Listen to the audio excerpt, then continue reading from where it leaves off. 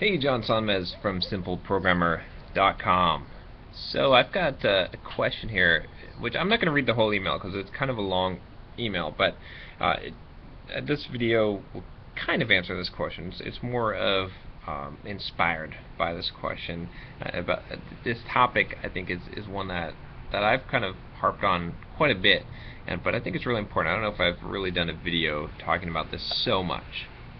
But basically, I got an email talking about how this guy, he graduated with high honors from college. He went into web development, was having a good time at first, but then it started to get dull, started to lose interest. He's questioning, saying, basically, he's not getting the fire and enthusiasm back for programming. I've told him that you might have to just ride it out through the walls, and it'll eventually come back. And he's wondering whether or not he should have gone down the economics or business related courses or meteorology or mechanical engineering or education, some other road. So here's the thing. This is a common problem, right? And this is kind of the basis of it. Before I really address it too much, is that you have to understand that work sucks.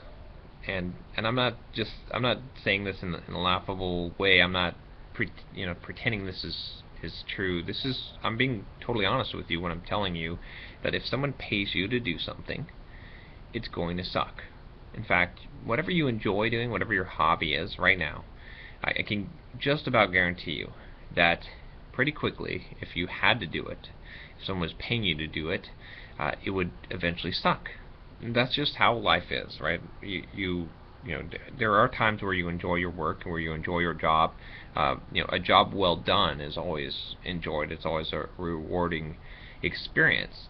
But work itself, working for someone, even working for yourself, but having to do it, it sort of takes the joy out of it to a large degree. Not saying that you won't have moments or times when you're really into your work or enjoying it, but in general, when you're compelled to do something, when you have to do it for a financial reason or otherwise, it starts to lose that enjoyment. You just have to understand this, right? I know a lot of people don't want to believe this, want to fight against this. Oh, if I could find my dream job, or if I could do this thing I really wanted to do. I've done that, right? Okay, so consider my situation right now. I could basically do whatever I want to do, and even to some degree, it doesn't even have to make financial sense, right? I've been doing real estate investment. I've done a lot of I've got kind of passive income coming in that would free me to do essentially whatever I want. But when I pick things, right, and I pick different projects and stuff, eventually I get to the point where I hate what I'm doing. And I'm using the word hate a little loosely. I don't really hate it, but I was writing my book. My book just came out, or the early access preview for Soft Skills, the developer's life manual. And it didn't take me very long into writing that book full time that I was dreading doing that work, even though that's what I wanted to do. Right? I chose that task, and that was something that I generally enjoy doing. My point is really that and I can tell you from personal experience that you will definitely dislike, to varying degrees at different times, whatever you're doing when you are repeatedly doing it and you are in some way compelled to do that, whether it be a financial reason or deadlines or commitment or whatever it is. That's just how things are. So you have to sort of get over that. Don't second guess yourself and say, oh, maybe I should have done a different career, or maybe I would have been more interested in this, or a lot of people, they screw up because they don't expect this, right? So you need to make the logical choice, right? And this doesn't mean necessarily always the most financially best choice, although that should be a big weight in any of your decisions, especially if you want to achieve a goal like early retirement or passive income or something like that. But it's really easy to chase all these different things. You got to stick with something consistently for a long period of time to really get a benefit and a reward out of that, out of just about anything. If you want to learn to play guitar, you're going to have to do it for a while before you really get a benefit. Otherwise, you're going to be wasting your time. If you do that, do guitar lessons for like 6 months, you're not going to be good at guitar, and you're just going to be frustrated and have wasted your time when you get bored with it. But if you do it for 3 years, you're probably going to get a lot more rewards and enjoyment out of it. Same thing with career choices, where you keep switching careers, you keep on, going different roads and not sticking with the thing because now you're tired of it. You don't become an expert. You don't hit the kind of financial. There's these points, inflection points in your career where you get a bigger financial reward for sticking with something for a long time, and that's because most people drop out. They don't make it to that point. So don't reconsider things too much. You can make wrong choices. You can make bad career choices, of course, and don't stick with something that's a bad career choice.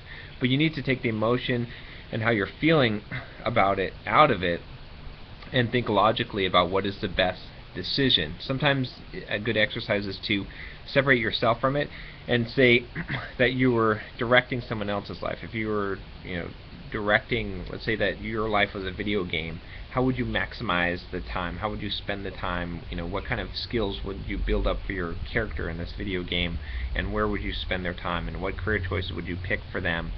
You wouldn't really be taking into account what they like so much, or how bored they are, right? You'd be trying to achieve the best result, whatever that optimal is for you, that it is in your life. Whether it be, usually financial freedom is going to be a huge one. So that's usually where I steer people, is to what makes the best financial decision for you that you can live with, and can you make it for X amount of years to reach this goal.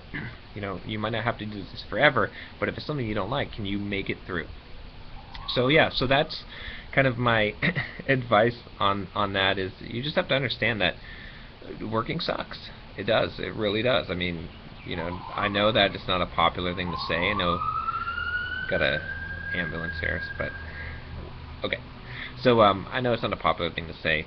I know that most people don't want to believe that. They want to believe that there's some enjoyable thing that they're going to do, and if you love your work, you never work a day in your life. Maybe some people find that, and I'm not saying it's not possible, but don't count on that. Count on the fact that work sucks. You're going to have to get through it. Try to make the most of it and the best of it as possible by having a positive attitude, but have some kind of bigger goal, and that's what's really going to help you to succeed and to stick through it and to make the right decisions. Concentrate more on making right decisions than on going with what you're feeling about a job or a vocation at a particular time, because that's going to change over time. And whatever it is, I don't care. Take your best hobby and you now turn that into a job and a lifestyle, and it's going to change. It's not going to be as good as what you thought, and it's eventually going to become something that you probably dread and dislike. But you stick with something for a long time also, and your enthusiasm will, you'll find this kind of groove where you'll start liking what you're doing again, especially if you start thinking in the positive, right? If you start thinking about the good things, and that you're on the right path, and that you're doing the hard work required to reach your goal, then enthusiasm eventually comes back, and it usually comes back in different phases. Like when a new mastery level is achieved, then you're practicing guitar. It's really hard. It sucks.